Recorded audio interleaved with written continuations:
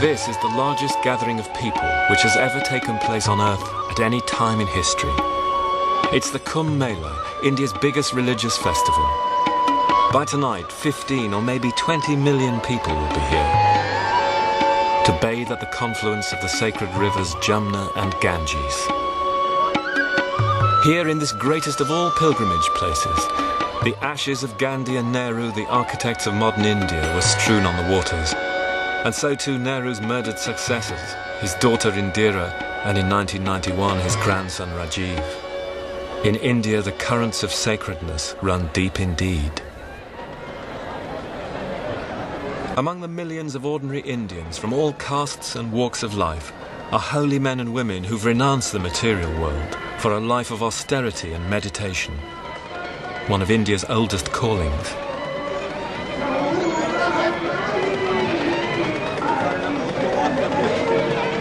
Here too are followers of the world's oldest living god, the creator and destroyer, the man-woman, the great yogi, Shiva himself.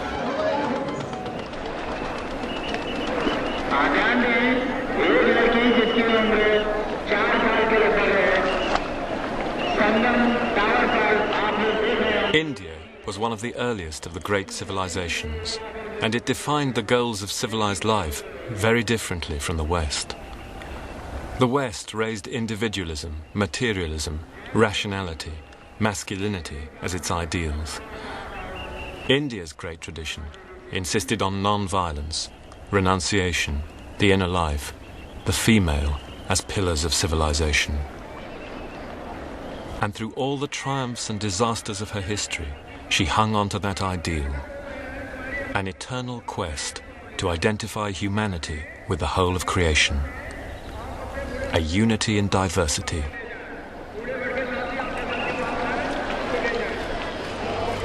As our troubled century draws to its close, a deeper understanding of the achievements of other civilizations has become a necessity.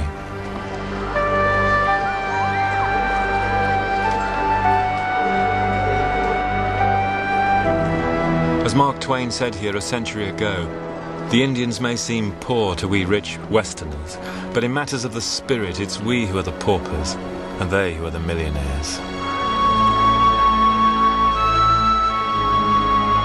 History is full of empires of the sword, but India alone created an empire of the spirit.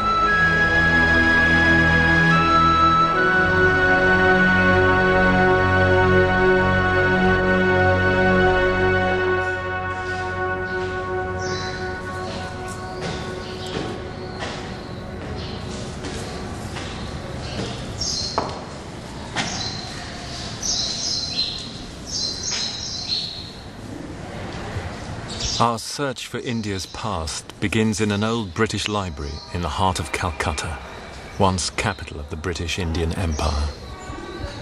The British colonized India for 200 years, but already that time is beginning to feel like a temporary interruption in the amazing continuities of Indian history.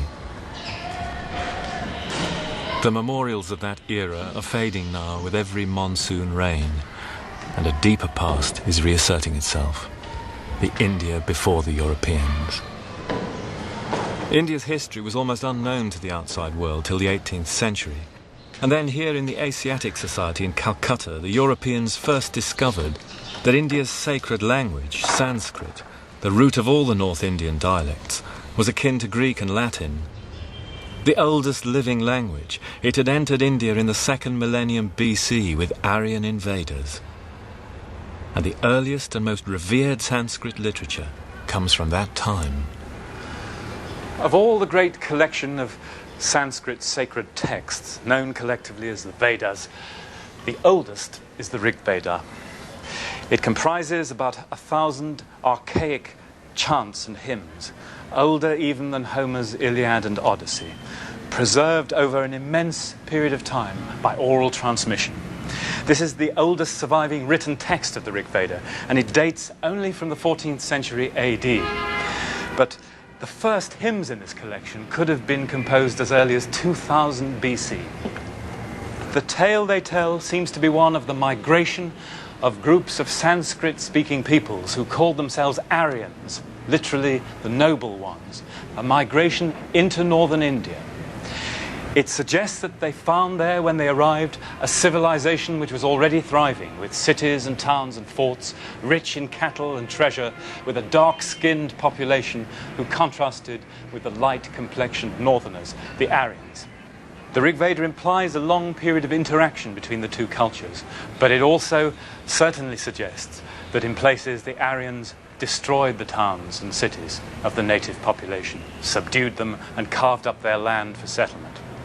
The location of these contacts and battles is made quite clear in the poems. It's that historical battleground extending from the Kabul River in Afghanistan through the Khyber Pass down into what is now Pakistan and into the Punjab, the area called by the Aryans Sapta Sindhava, the 7 rivers, the greatest of which was the Indus.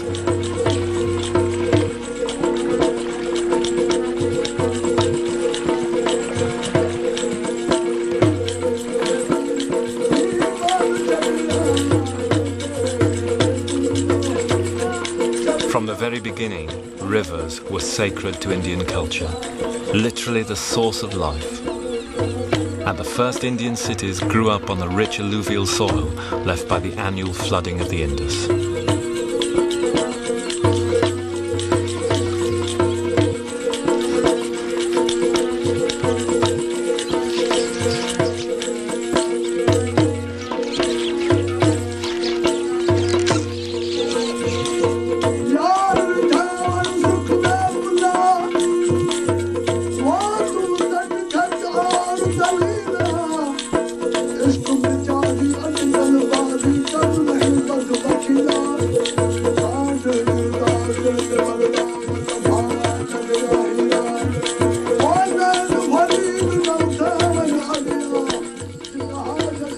In the 1920s, the clues in the Rig Veda led archaeologists here to the burning plain of Sindh in what is now Pakistan, to find a hitherto unknown and unsuspected civilization.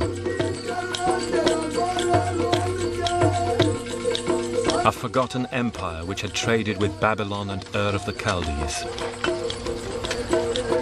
During Egypt's Pyramid Age, Mohenjo-Daro had been the biggest city on earth and center of the most widespread civilization. But the language spoken here is still undeciphered. It's the greatest mystery in archaeology, and why the city died is still not known.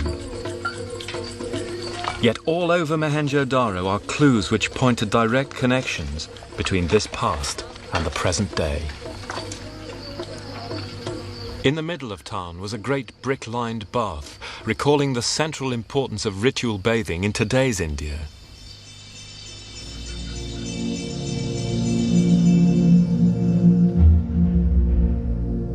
Here perhaps was a priest or guru, eyes narrowed in meditation. On merchant seals were sacred trees and animals, still characteristic of India today.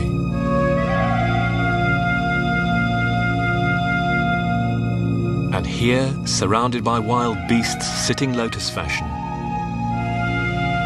the ancestor of the great yogi Shiva himself, the oldest god in the world.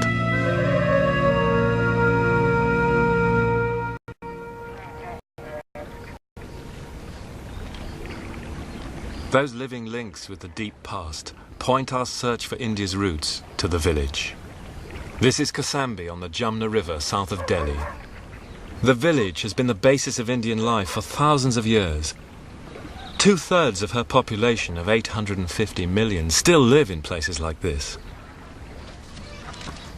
And absorbing the invasions of Aryans, Muslims and British, it was the village which preserved the essential values of Indian culture.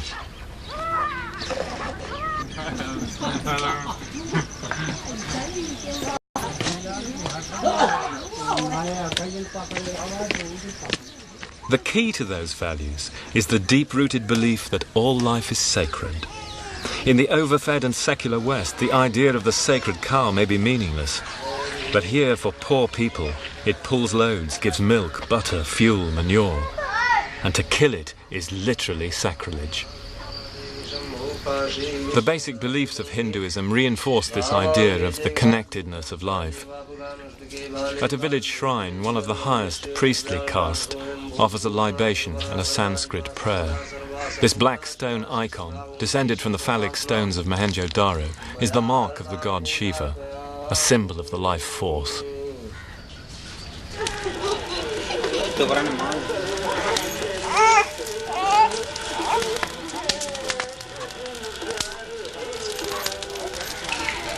This well is used by the lowest caste, the untouchables, who do the dirtiest jobs. The caste system is an elaborate, graded form of social segregation based on what job you do. But it may have begun with colour, a kind of apartheid, keeping the light-skinned Aryan invaders separate from the conquered, darker-skinned native peoples.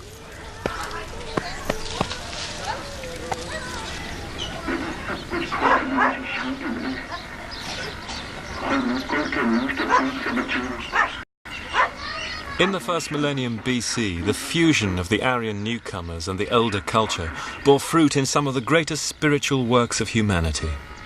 And amazingly, these ancient poems are still the most popular diet for mass audiences in India today. Especially the Mahabharata. Today's episode is virtually the Indian gospel, the Gita. तो ये शांति बहुत सस्ती है केशव, ये शांति बहुत सस्ती है। कुतस्त्वा कश्मलमिदं विषमे समुपस्थितम् अनार्यजुष्टम् अस्वर्ग्यम् अकीर्तिकरम् Arjun. It is obsession with the senses and the material life, says the divine Krishna, which is the ruin of reason and will destroy humanity itself. और धर्म रक्षा और विजय की आस लिए तुम्हारी ओर देख रहा है। India's conscience is perhaps her greatest gift to the world.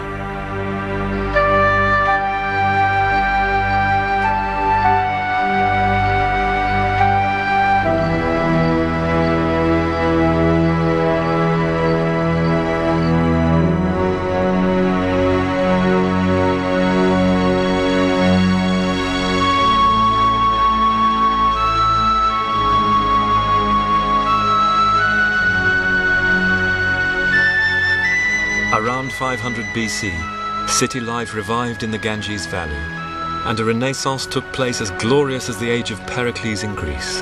At its centre was Benares.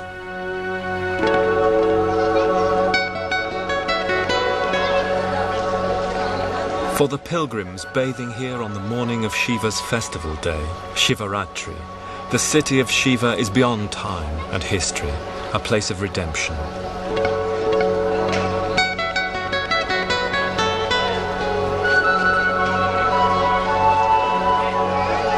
Every pious Hindu hopes to come here once in a lifetime to bathe in Mother Ganges.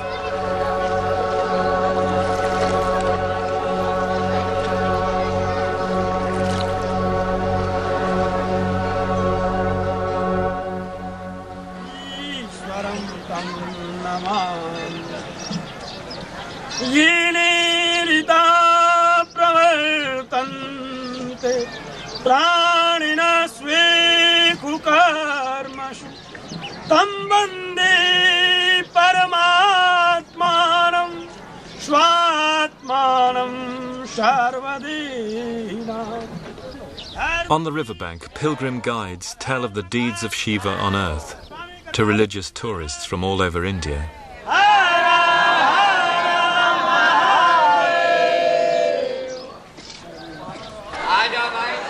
As early as the first millennium BC, the Mahabharata visualized India as one motherland united through pilgrimage.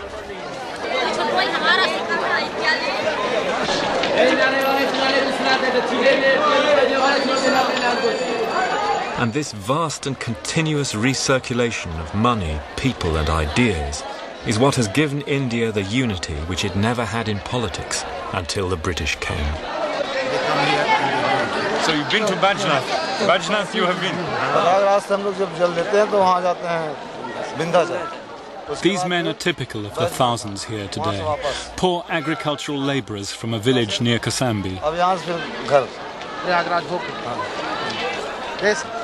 In the last few days, they've travelled by bus a 2,000-mile round trip, visiting shrines high up into the Himalayas.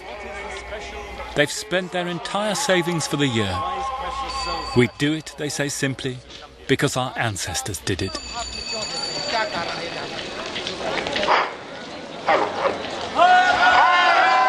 The rich are here too. This is the Maharaja of Benares. He's revered by many as the living representative of Shiva on earth.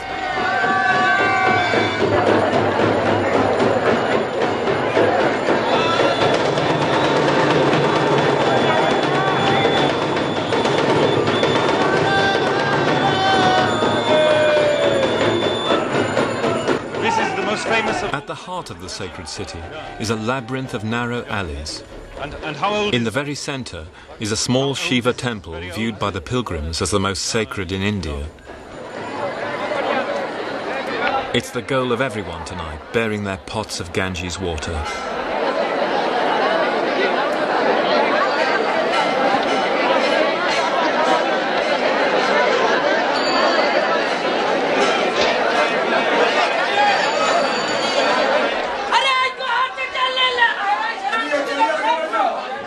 In the inner sanctum, the simple black stone is submerged with offerings of milk and flowers.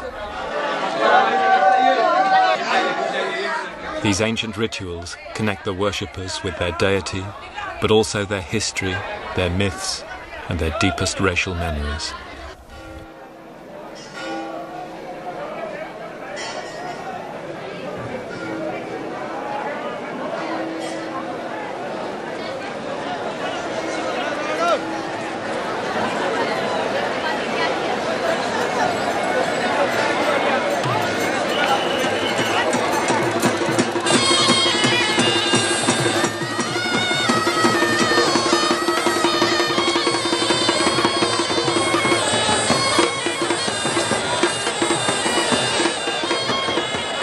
Western civilization saw one God who stood outside his creation.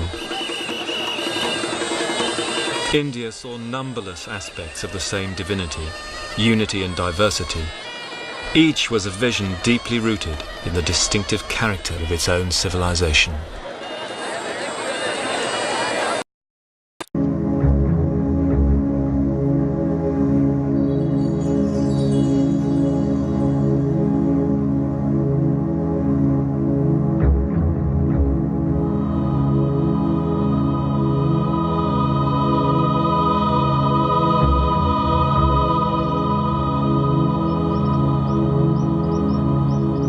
Miles away from the gaudy tumult of Benares, in about 500 BC, a young Indian prince preached a sermon which would change the world. His name was Gautam, and we know him as the Buddha.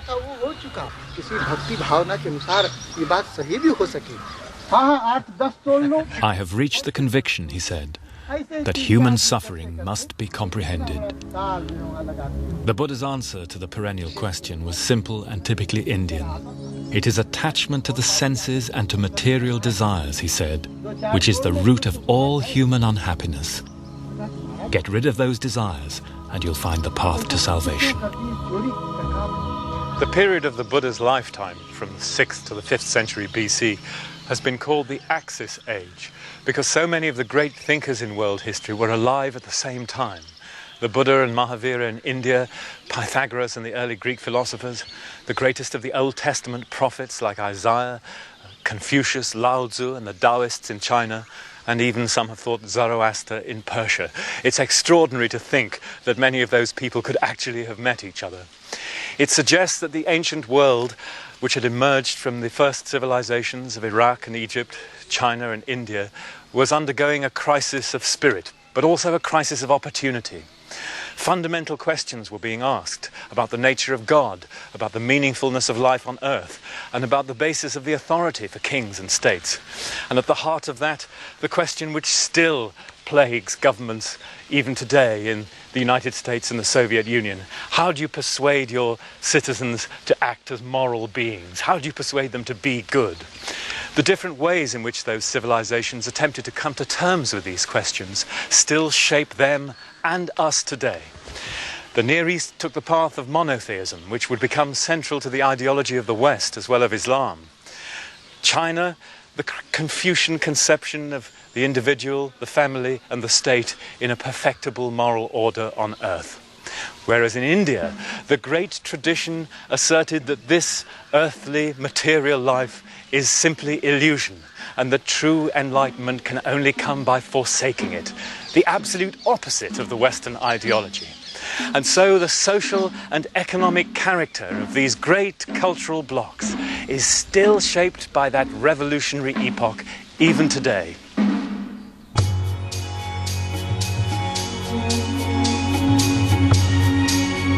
The Khyber Pass on the northwest frontier, a battleground for millennia. Here the Aryans had entered India, the first great wave of invaders. And in 326 BC, Alexander the Great's armies poured across the Khyber into India, the first great clash between East and West. But only decades later, an Indian Buddhist emperor set up inscriptions here in the Khyber, recording the first attempt to impose a political unity on India.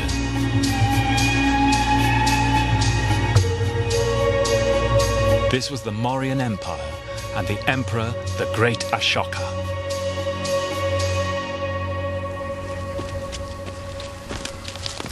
Little known outside his own country, Ashoka was one of the most remarkable people in world history. His story can be pieced together in his own words from inscriptions on stone columns, like this one at Kosambi, still today an object of veneration for Buddhist pilgrims. It was after a victorious war in which he killed 100,000 people that Ashoka became convinced that war was wrong. Then he developed the idea which would echo across the ages right down to Mahatma Gandhi: ahimsa, non-violence. From now on, he said, I will try to conquer by right conduct alone. And then, all across India, columns like this were set up literally as pillars of morality in order to explain what this doctrine of right conduct, dharma, actually meant. Remarkably, it was not based on religion. It was a secular ideal of the dignity of human beings and the humanistic possibilities of civic morality. And in the clauses on these inscriptions appear all those words which modern politicians find so difficult to pronounce today: compassion, tolerance, gentleness, truthfulness. The clauses on non-violence abjure meat-eating and preserve a whole range of species, from the parrot to the rhinoceros. Forests, Ashoka says with prophetic force, must not be burned uselessly. In all this, and especially the ecology and the conservation measures, Ashoka sounds astonishingly modern to us today, perhaps misleadingly so, as he does in his wide-ranging social and welfare legislation.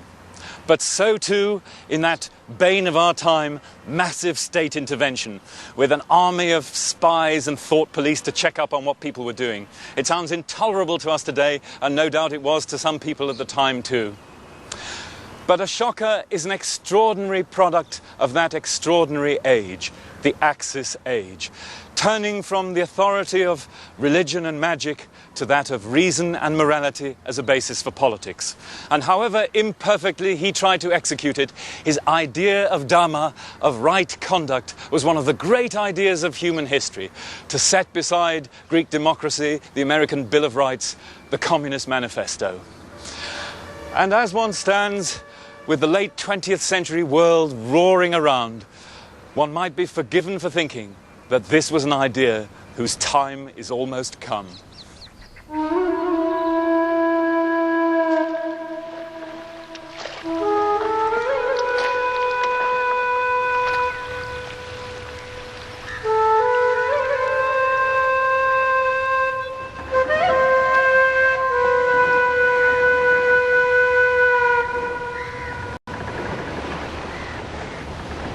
Ashoka's ideals had responded to a deep current in Indian culture.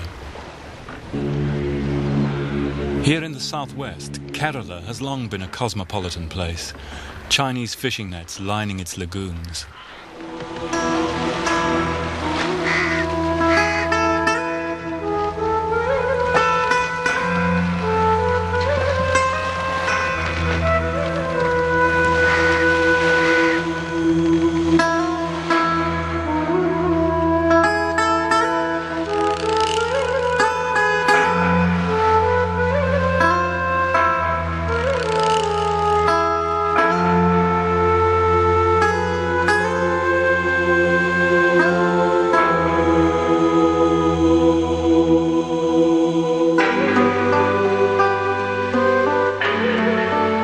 1st century AD, Mediterranean merchants, drawn by its wealth, flocked here on the monsoon winds, as in later times did Vasco da Gama and the Chinese admiral Zheng He. From ports like this, Cochin, Arab traders bore some of India's greatest scientific discoveries to the west, including her most brilliant invention, the mathematical system we all use today.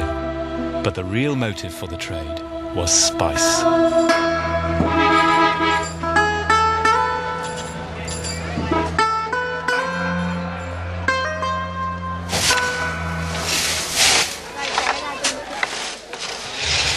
Here in Cochin, for centuries, foreign merchants bought the famed spices of the Malabar coast, especially pepper and ginger, which are both words from South India.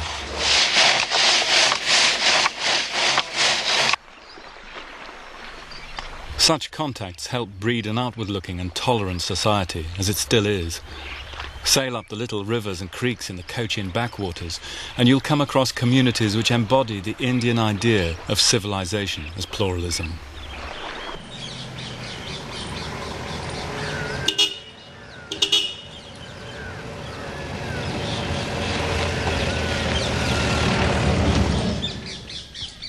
Tradition says the Jews came to this village from Iraq in the 6th century BC. Theirs must be one of the oldest and loveliest synagogues in the world.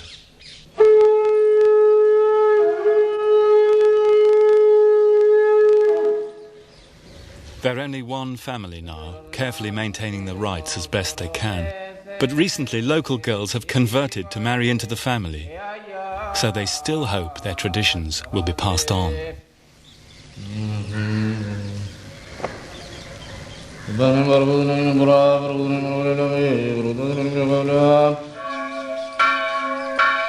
The Syrian Christians claim their church was founded by the Apostle Thomas himself.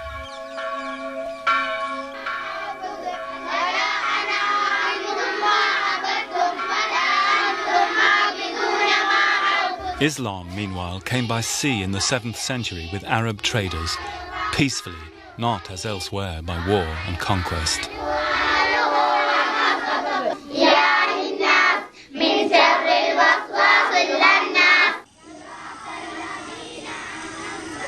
So here today in Chandamangalam, Hindu, Christian, Muslim and Jew live side by side.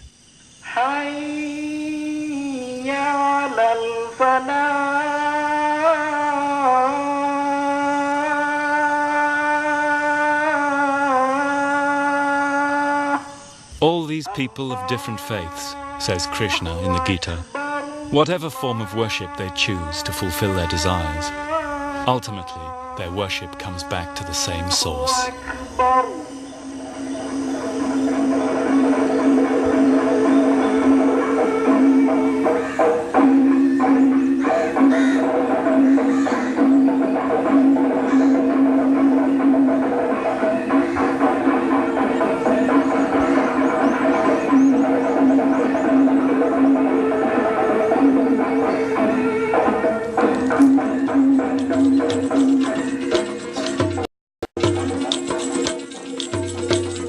In the north, the impact of Islam was very different.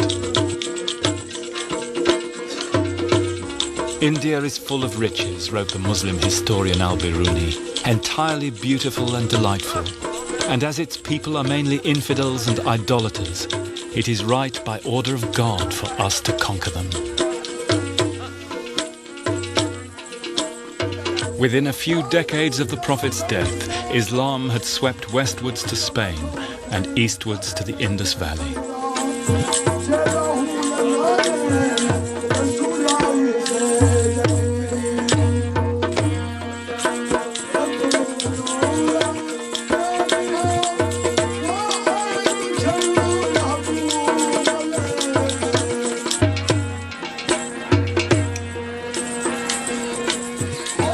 Eventually, Muslim attacks shattered the old Hindu kingdoms of the north.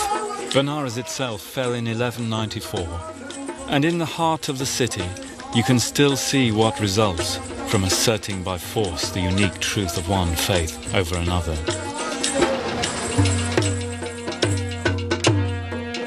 Mosques built out of the ruins of Hindu temples, smashed Hindu walls sticking out of the back of a Muslim prayer hall. Religion itself is outraged, said Mahatma Gandhi, when outrage is done in its name.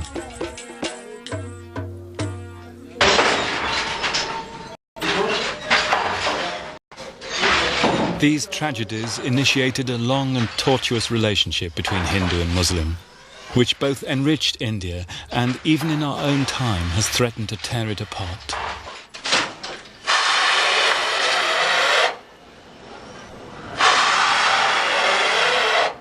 In Benares, the Muslims became the mainstay of the city's economy. The thousands of silk weavers, like Subhan Ali and his sons, with their tiny shops and handlooms, are all Muslim. It was here in the 15th century that the poor weaver Kabir preached the brotherhood of Hindu and Muslim. But in 1991, a rising tide of Hindu fundamentalism saw their looms smashed, saris burned, and livelihoods ruined, as India's ideal of unity and diversity went through a new ordeal of fire.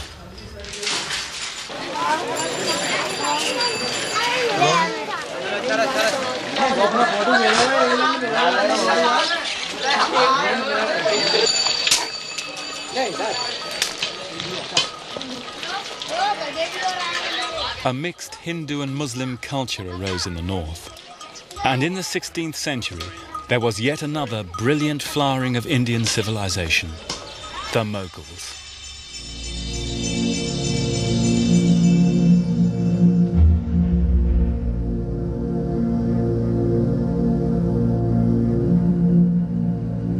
The Mughal Empire created an art and architecture which still defines our popular image of India today, in its flamboyant mixture of Hindu, Persian and Muslim.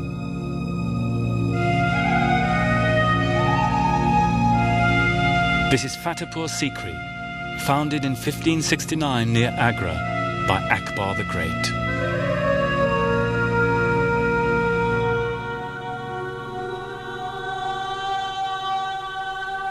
Akbar commissioned a great translation of the Mahabharata into Persian, along with these exquisite paintings. He came to understand that the only way to rule India, indeed any civilization, is with tolerance and pluralism, and increasingly he was drawn to the deepest currents in Indian thought. The most fascinating aspect of Akbar's career, and surely the one that's most relevant to us today, was his attempt to find a synthesis of all the religions in his empire. It could only ever have happened, one imagines, in a heady religious climate of India. And it's all the more remarkable because Akbar was brought up a devout Muslim and he was illiterate. His tutors unanimously condemned him as a bad pupil. But impressed by the terrible evils which are unleashed by religious intolerance, and perhaps motivated by political considerations, Akbar summoned holy men from the Hindus and the Jains, the Christians and the Jews, the Zoroastrians, even Mandeans from Persia, along with Sunni and Shia Muslims. And out of their discussions, he attempted to formulate a simple belief in God, a doctrine of right conduct which strangely echoes Ashoka, even though Akbar knew nothing of him, and nor, it seems, of Buddhism. Akbar was even prepared to acknowledge the rightness of the case for vegetarianism, although as a good meat-eating Mughal, that was one aspect that he couldn't fulfill in his personal life. One of his friends at court said that Akbar had the one quality which makes a ruler truly great, namely the capacity to meet people of whatever rank or whatever religion with the same eye of favour. His tolerance would be remarkable even today, I think. But in the 16th century, Western Europe, for example, was torn apart by religious wars, with unspeakable cruelties being done to people in the name of God. Akbar's noble ideals were, of course, doomed to failure. But his insight into the Indian predicament was not lost on Pandit Nehru in the 1940s, nor on Mahatma Gandhi, who insisted that all religions are true. Here in Fatehpur Sikri, at the Gate of Victory, this great son of a great Muslim dynasty left us this epitaph. Jesus, peace be on him, said this: "The world is a bridge, cross it, but build no house upon it. The world endures for but an hour, Spend it in devotion. The rest is unseen.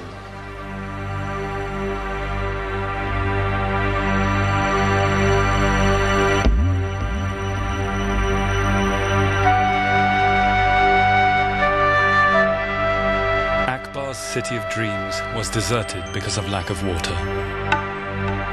Today, Fatehpur Sikri lies high and dry on its ridge near Agra.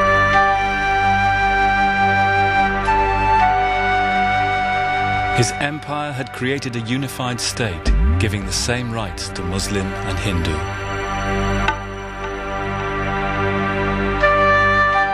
An empire of the sword had succumbed to the empire of the spirit.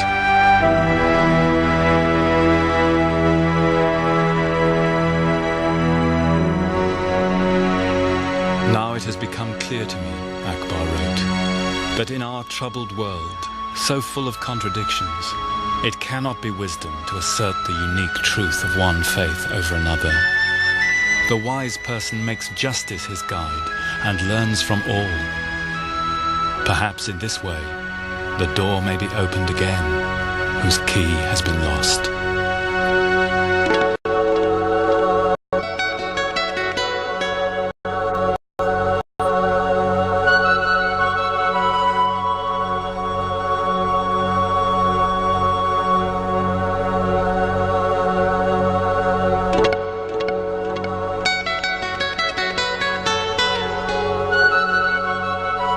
In the far south of India, a verdant and fecund land of temples, the Tamils escaped the full Muslim impact, and here the ancient Hindu vision of unity survived.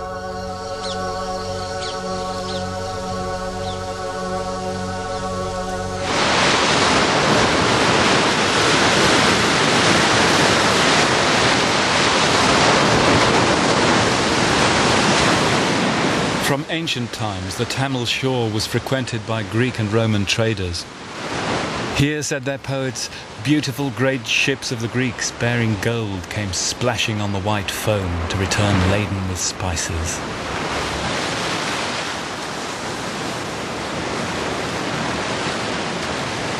And in their turn, the Tamils would later spread Hindu culture as far as Java and Cambodia.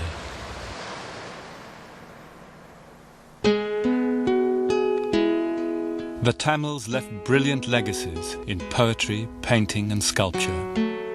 But their finest creations were in bronze. Among their masterpieces is this image of Shiva.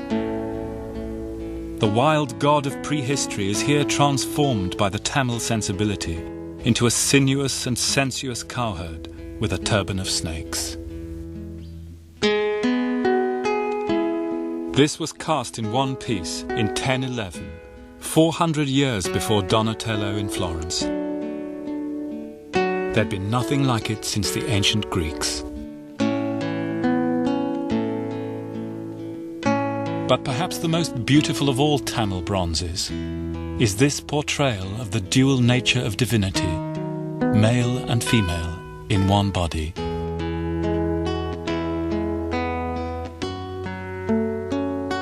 This is the soft girl, said the Tamil poet, his body the colour of sea coral, and hers the glow of fire, united in their essence.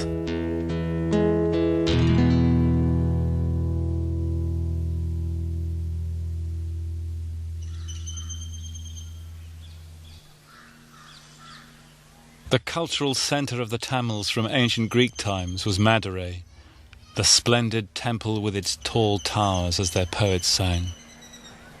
The city where no temple stands, they thought, was no city, but a mere wilderness. And as if to prove their point, they created some of the most extraordinary religious buildings on the planet. The Tamils exemplify India's search for unity and diversity. They're separate from the north by race and language. Their temples, strongholds of loyalty to their own region and culture and local deities. Even their architecture is a testimony to teeming multiplicity of gods, of imagination itself.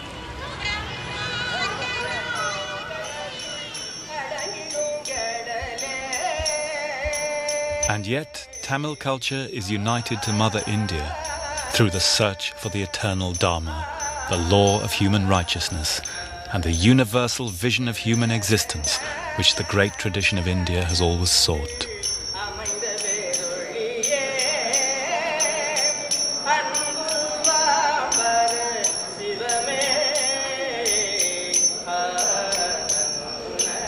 The Tamils have also remained loyal to India's primordial maternal roots.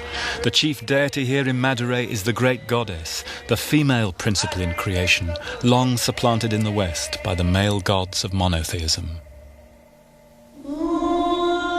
And here, perhaps, lies the solution to the unsolved mystery of Mohenjo-Daro and the Indus cities. For it may be that the dark-skinned Tamils are the distant descendants of that civilization, and in their ancient rituals, at however great a distance, there is a still living connection.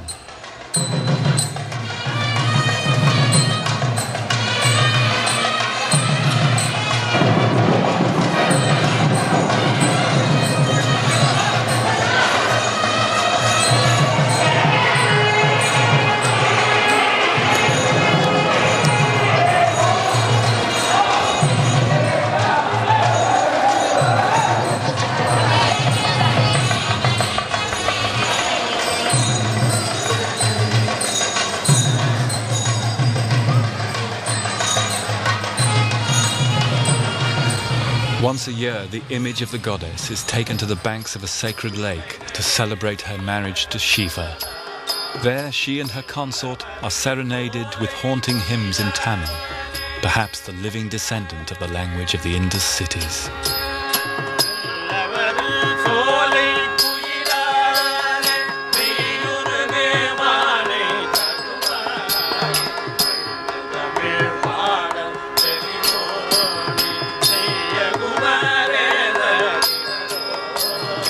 The great goddess, the Indians say, is the cause of all. She is peace, all forms of faith, ever in all things, and pervading all creation.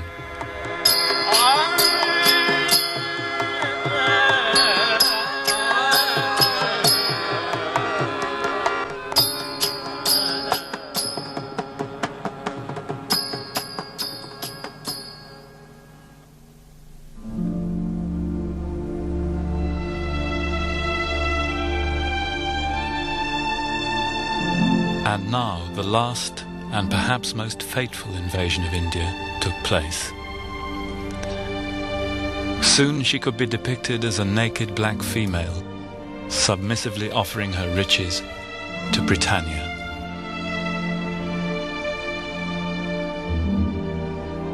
India entered the cataclysmic epoch which has left few native cultures of the world intact. The era of colonialism.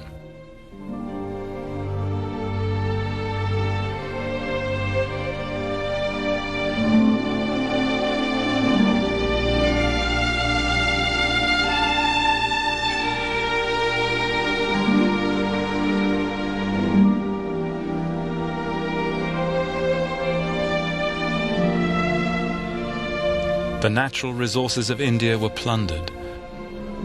Her trees and animals, which Ashoka had protected 2,000 years before, were thoughtlessly consumed. The Indians, bearers of the world's oldest civilization, were treated like children by people who saw themselves as the superior race.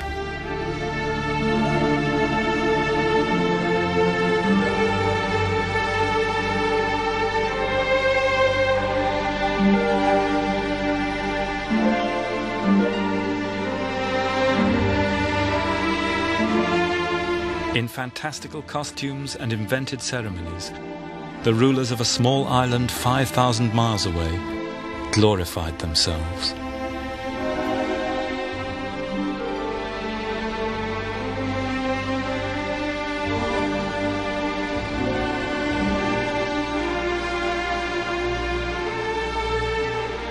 How easy it is to forget that there was an India before the British came, which is still there now they've gone. And for all the achievements of the British, their most fateful legacy was to open up India irrevocably to a wider world.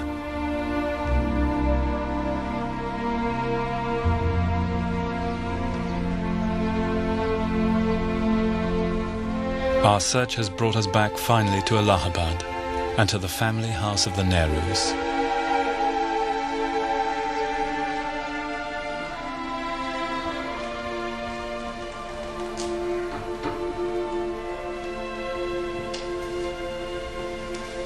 In this room, Indian Democrats met to discuss what India's future path should be. Their hopes and fears have been echoed time and again in our modern world. How far should the Western model be followed? Capitalism, democracy, Western science. How far can indigenous traditions work as the basis of a modern state? Nehru, the first Prime Minister, thought European models were the way forward and came to believe in a complete break with the ancient past.